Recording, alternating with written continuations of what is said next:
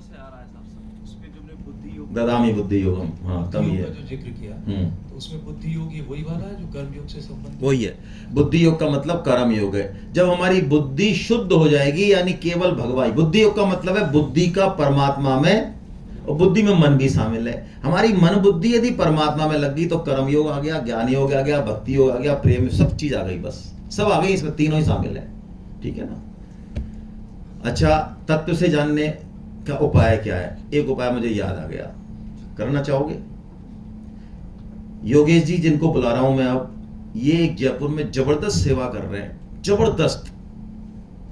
मतलब परम सद्य सेठ जी महाराज ने एक बार प्रवचन में कहा था कि 3 उपाय हैं मेरे पास जिनसे 100% परमात्मा प्राप्ति हो जाएगी। फेल नहीं है वो, 100% होगी, 100%, चूक की बात नहीं है। उसमें से एक उपाय मैं आपको बता रहा हूं, उनके लिए आप योगी जी से संपर्क कर लेना। ये लोग परम सेवा करते हैं। पहला उपाय बता रहा हूं, बस एक ही बताऊंगा।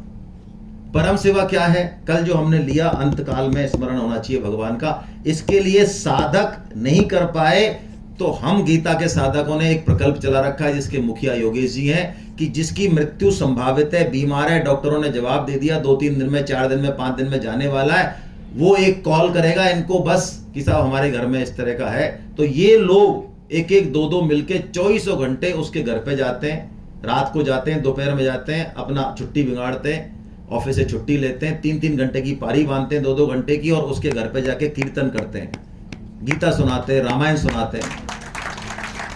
और जहां भगवान का नाम आ रहा है, जहां गीता हो रही है, जहां पे भगवान के श्लोक आ रहे हैं, वहां पे यमराज एंट्री नहीं। उस आदमी के कैसे भी कर्म है, कुकर्म है, कुछ भी है, यदि वहां पर परम सेवा हो रही है तो वो भगवत प्राप्ति ही करेगा। और उसमें यदि आप निमित्त बन गए, तो आपने यदि किसी को भगवत प्राप्ति करा दी, तो आपके बारे में तो आप चिंता ही मत करो। हरे कृष्णा।